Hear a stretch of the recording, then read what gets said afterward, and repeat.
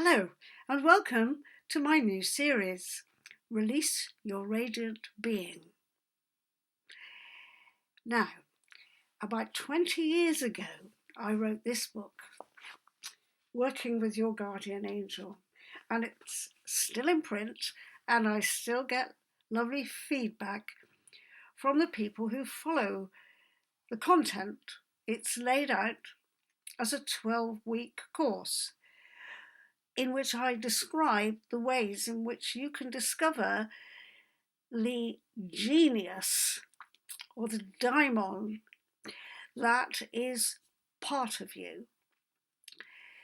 Now, I think the part of you is the most important thing that I want to emphasize.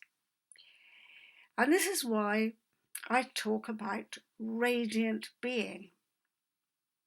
Because quite often, when people talk about an angel or a guardian angel, they think in terms of this being a spirit, which is perhaps kind of floating around in the air, floating around on one of your shoulders perhaps, and turning up when you need them.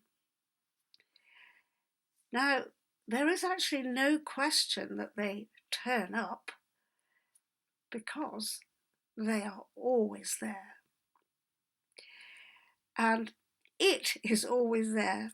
Your genius, your daimon, your guardian angel, your radiant being is ever present. And one of the things that has happened over many generations, I believe, is that there have been two different ways of considering this divine supporter. And one of them was definitely to think of it as something separate from oneself, even though guarding you, watching over you, being there in times of danger or crisis, so you could call on them.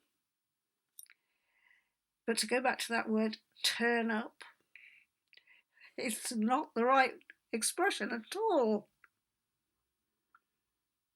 Because this presence is engaged with who you are at all levels.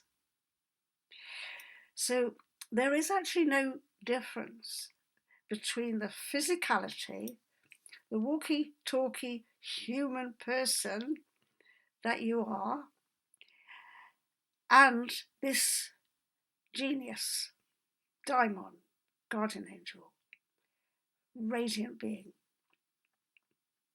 And it's partly because of this misunderstanding, as I think this is quite serious misunderstanding, that I've chosen to call my new book Release Your Radiant Being. Now, in 2011, I think it was, so a few years after the other book, I wrote this one, Your Guardian Angel Needs You. And my new book, Release Your Radiant Being, is a kind of updated version of that.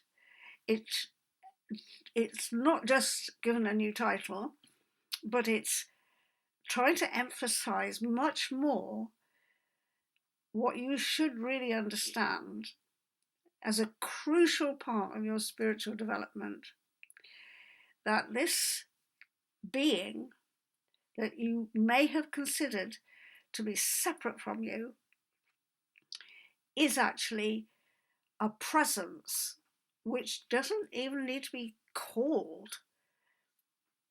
And this idea of turning up is just completely wrong. So why are you not aware? Why are we generally, as humans, not totally aware of this presence, which is actually kind of there all the time in us as we move around doing everything that we do? It's always there. And why do we not know that? Why don't we live wholeheartedly connected with that?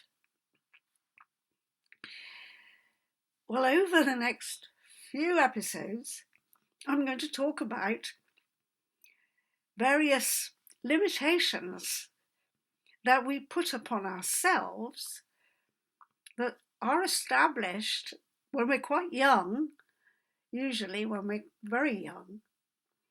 Limitations that block the light of the radiant being flowing through us and presenting itself in the world, shining in the world.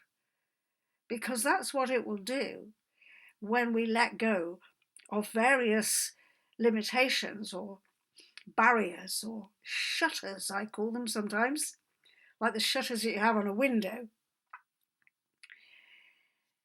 And I think this is an old problem, especially in the Christian Protestant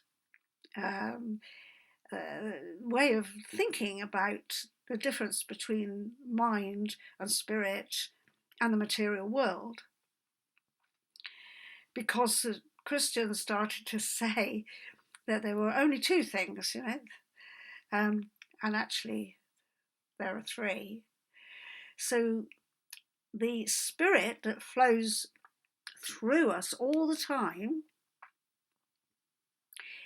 uses a template, if you like, and that is kind of what an angel is. It's a kind of template for the light energy to create something in the world. And in your case, what it's creating in the world is you.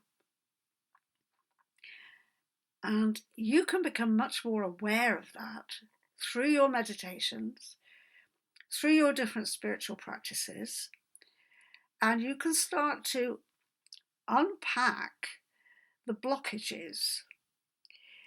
And some of those blockages are thought patterns. Some of them are emotional patterns. Some of them are karmic patterns. Karma doesn't have to be good or bad, it's just a pattern.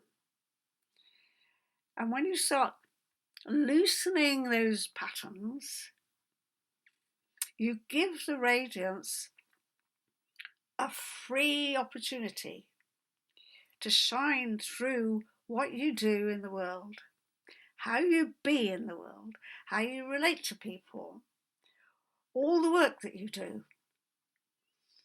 And that becomes magical.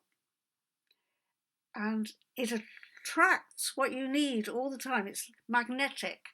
It's charismatic, they say.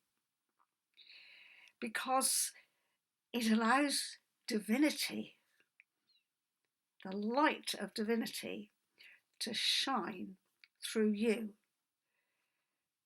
So releasing your radiant being to be in the world is a key spiritual endeavour for this time, for you personally and for the collective. So look out for my next video. There will be 4 of them coming down the line over the next 4 weeks.